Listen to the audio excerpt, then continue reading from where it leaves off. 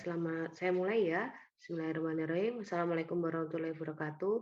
Selamat siang, salam sejahtera untuk kita semua. Selamat siang, Bu. Ya, selamat siang. Oke. Sehat-sehat teman-teman? Siap, Bu. Ya, alhamdulillah. Sehat, Bu. Ya.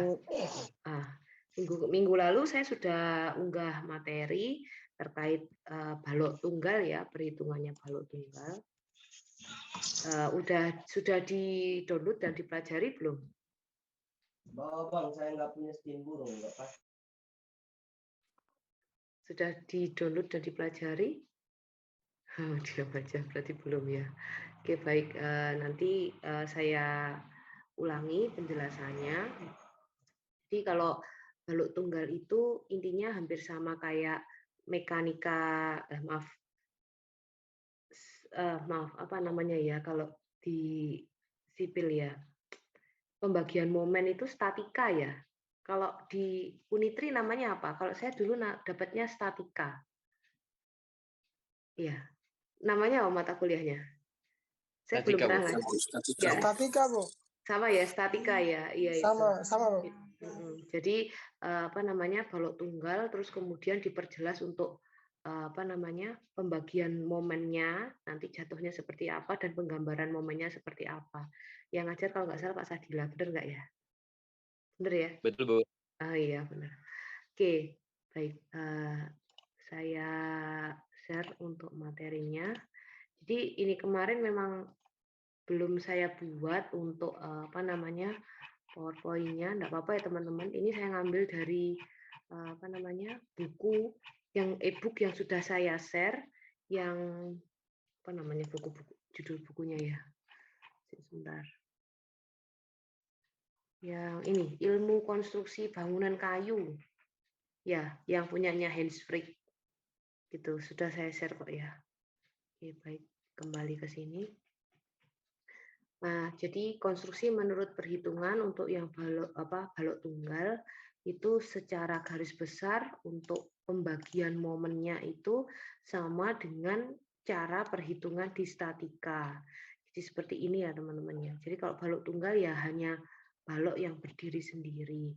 Namun intinya untuk yang konstruksi ini nantinya antara balok tunggal dengan balok tunggal dipertemukan. Nah, kita nanti akan menghitung apa namanya di perhitungan tersebut nanti nilainya yang masuk yang mana kayak gitu untuk Mmax-nya. Saya rasa untuk rumus nanti silakan dipelajari sendiri ya, dibaca sendiri untuk rumusnya. Nanti saya akan langsung menjelaskan terkait apa namanya contohnya. Mungkin kalau aplikasi langsung ke contoh lebih mengena. Terus kemudian ini daftar reaksi tumpuan momennya untuk sekedar tahu. Jadi ini biasanya juga dipakai di statika juga.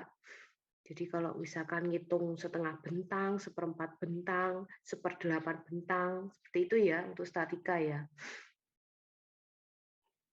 Hampir sama juga untuk cara menghitungnya. Nah, ini teman-teman perlu tahu namanya ukuran balok.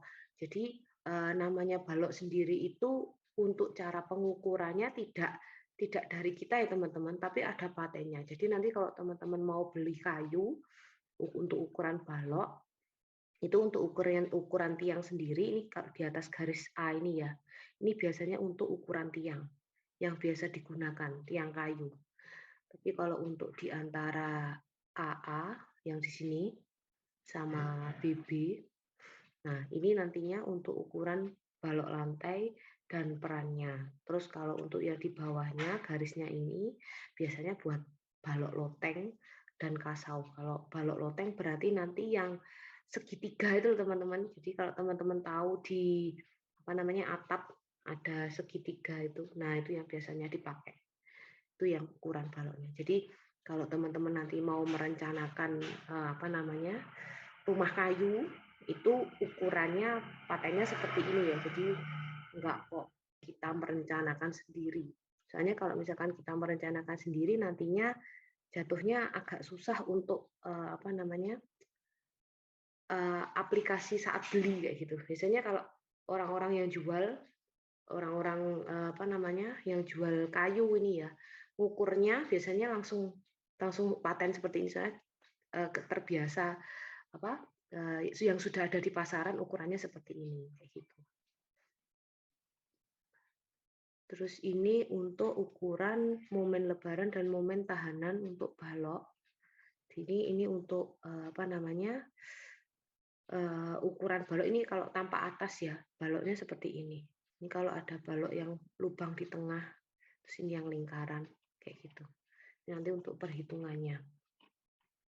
Ini untuk penampangnya juga. Nah, ini kalau untuk ukuran ini ya ukuran momen lebaran dan momen penahan untuk balok. Jadi di sini ada ukurannya BH dan seterusnya. Gitu. Nanti teman-teman bisa coba cek juga. Ini cara mencarinya sama kayak yang sebelum-sebelumnya ya. Jadi misalkan ukuran B-nya berapa, H-nya berapa, nanti untuk nilai F, IE, QE, dan seterusnya, ini menyesuaikan. Nanti langsung ngambil di sini. Pun juga yang di bawahnya ini juga. Oke. Selanjutnya masuk ke contoh. Nah, misalkan untuk yang pertama, ada suatu konstruksi loteng dari kayu dicari untuk ukuran balok loteng yang diketahui lebar kamar W-nya 3,9 meter dan jarak balok lotengnya E sama dengan 0,8 meter. Dengan kayu kelas 2 dengan TOLT 100 kilo per cm kubik dan E-nya 100.000 km per cm persegi. Oh maaf, tadi cm persegi ya. Kemudian beban yang timbul konstruksi lantai ini dapatnya 0,8, caranya yang hitung ya urutannya dari konstruksi lantai dulu 0,8 berarti E-nya E dikali dengan 20 konstruksi lantainya sebab untuk ukuran balok loteng. Jadi kita pakai yang 20. Terus kemudian bobot konstruksi balok lotengnya kita pakai 15 kilo. Terus selanjutnya ada perhitungan lantai dasar. Kemudian 5 cm pasir. Jadi ini kan dipasang di jadi balok loteng. Jadi kan nanti nancap ke bawah ya. Gambarnya seperti ini. Nah, terus kemudian ada 5 cm pasirnya. Dapatnya 70 kilo ini tadi. Kemudian berat bobot konstruksi lotengnya ini simbolnya adalah G, 112 kilo. Dan akhirnya ditemukan beban berguna dan beban meratanya P 160 dan Q-nya 272 kilo. Ini yang diketahui ya dari soal ini, kemudian terdapat beban yang timbul. Jadi ini masih termasuk bagian dari soal. Kalau digambar nanti bebannya seperti ini. Nah, kemudian untuk penyelesaiannya diawali dari penentuan lebar bentang. Jadi kita hitung dulu luas permukaan awalnya 3,9 dapat dari soal dan kemudian ditambah 0,10. Jadi cm ini dijadikan meter. Dapatnya nanti adalah 4 meter untuk lebar bentangnya. Kemudian untuk penentuan reaksi tumpuan itu sama dengan caranya RA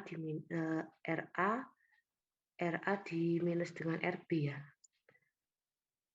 Ya, kemudian rumusnya RARB ini maksudnya ya. RARB 0,5 dikali I kemudian dikali 1. 0,5 ketentuan, satunya juga ketentuan. Maaf, ini bukan IL ya kayaknya ya. Iya, lebar bentang L. 0,5 ini ketentuannya ya. Jadi 275 dapat dari soal tadi.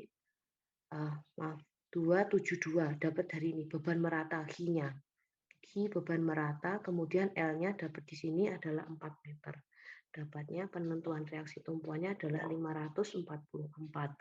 Kemudian untuk momen maksimalnya, M-max-nya, saya rasa di statika juga ngitung M-max ya.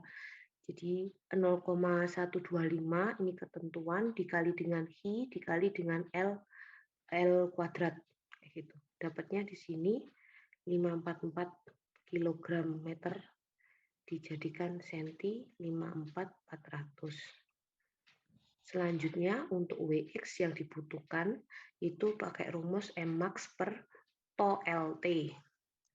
Jadi untuk satuannya kan sentimeter kubik. Jadi Mmax-nya tadi bisa langsung dimasukkan untuk hasilnya pakai yang kilogram sentimeter. Kemudian ukuran balok loteng dapat dipilih menurut tabel. Nah, ini silakan nanti lihat tabel untuk teman-teman untuk balok lotengnya, ukuran momen lebaran dan momen tahanan untuk balok-balok pakai 8-12 cm. WX-nya pakai 645.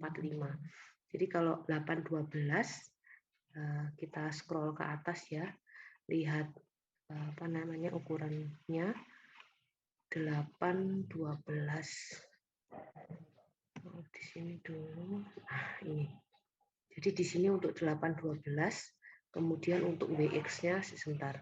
Kolom WX ada di mana ya? Ini. Nanti di sini 8-12 WX-nya ini ya. 192. Harusnya 192 ya ini ya. 8-12. 8-12 apa 8-22 sih tadi? Insya Allah. Sebentar. 8-22. Ya. 645. Nah, di sini ya. 822. Ya, benar di sini. WX-nya 645. Jadi nanti kalau teman-teman nyari, caranya seperti itu ya, teman-teman ya. Terus kemudian dari ukuran tersebut masuk ke penentuan tegangan yang sebenarnya. Jadi untuk penentuan tegangan yang sebenarnya rumusnya adalah tau LT sama dengan Mmax per Wx. Nanti tinggal dimasukkan nilainya Mmax-nya sesuai dengan hasilnya tadi. Kemudian nilai Wx juga dimasukkan sesuai dengan tabel yang diperoleh dari tabel. Nah, untuk penentuan tegangan yang sebenarnya itu mempunyai patokan ya, harus kurang dari 100 kg per cm persegi. Jadi kalau misalkan sudah kurang dari 100 kg per cm persegi, hasilnya ini bisa dilanjutkan ke hitungan selanjutnya. Namun kalau melebihi 100 kg per cm persegi berarti tidak bisa menentukan untuk lendutan maksimal karena untuk penentuan tegangannya sebenarnya saja sudah tidak memenuhi seperti itu.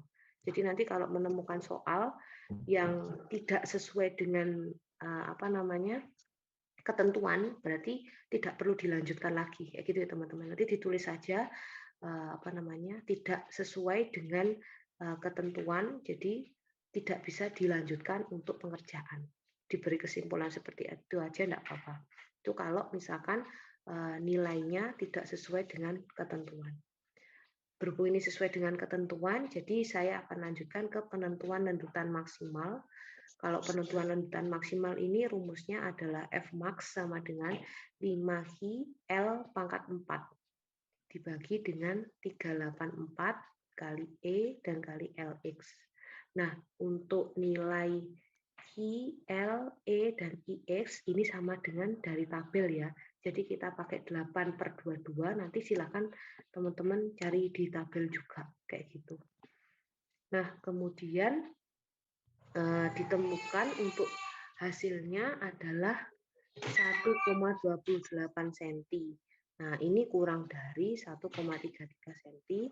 Nah, makanya ini bisa diambil ya, bisa diperoleh hasilnya seperti ini. Di penentuan lendutan maksimalnya terpenuhi kayak gitu teman-teman.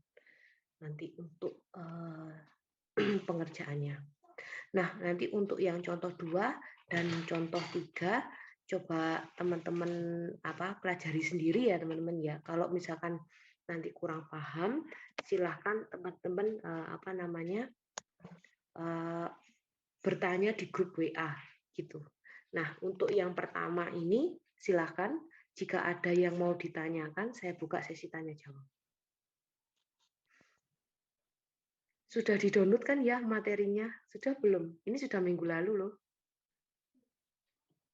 Sudah dipelajari belum? Saya nerocos saja kayak gini, jangan-jangan kalian nggak paham. Sudah dipelajari belum? Saya sudah kasih waktu 1 minggu loh. Apa masih bingung dengan materi yang saya unggah kemarin minggu lalu? Materi ini? Kristo ini biasanya tanya. Gimana Kristo? Kemarin udah dibaca sih Bu, tapi Hmm? sejauh ini lumayan paham Bu. Sudah, oh lumayan paham ya. Oke. Saya harap teman-teman lain juga lumayan paham ya. Cukup paham. Oke. Baik, untuk yang contoh soal selanjutnya sudah paham ya berarti ya, contoh 2 dan 3.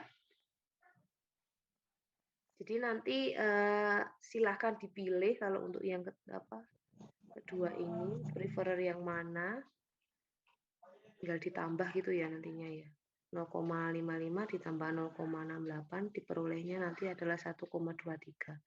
Jadi yang digunakan nanti untuk lembutan maksimalnya, Fmax-nya adalah ini.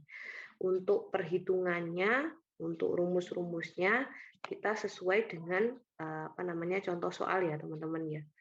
Cuma yang saya wanti-wanti nanti kalau misalkan diketahui misalkan seperti ini ya, dari soalnya itu nggak terpenuhi, lebih dari 100 kilo kayak gitu. Jadi nanti untuk tahapan selanjutnya untuk perhitungan nggak bisa dilanjutkan. Udah, itu aja sih bedanya. Kalau untuk balok tunggal ini masih nggak susah kalau saya ngomong. Tapi nanti kalau sudah yang balok ganda yang agak susah kayak gitu. Karena nanti saya sama kayak statika ya, mungkin baloknya ketumpuk-tumpuk. Jadi nantinya untuk pembagian momennya yang agak susah di situ. Oke, mungkin kalau teman-teman nggak coba ngerjakan masih bingung. Nah ini saya juga sudah unggah soal di evaluasi di minggu ini. Coba nanti teman-teman coba kerjakan deh untuk yang ini. Ya, kalau dirasa masih bingung, silahkan nanti tanya ke saya ya. Bisa lewat grup WA juga, grup WA kelas. Jadi nantinya kalau teman-teman yang lain sungkan atau malu tanya, bisa tahu gitu ya teman-teman ya.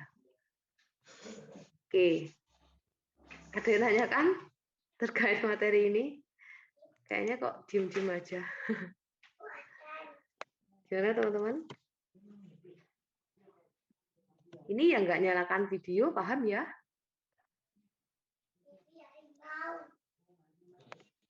Halo. Paham? Oke. Iya, Bu. Fix ini, enggak ada yang nanya ini. Sudah paham ini ya, berarti ya? Oke. Nanti kalau misalkan kurang paham, saya ulangi lagi, silakan bertanya via grup WA, jadi teman-teman semua bisa membacanya nantinya. Ya, udah. Gitu aja dari saya untuk siang ini. Untuk minggu depan kita sudah enggak bahas ini lagi ya.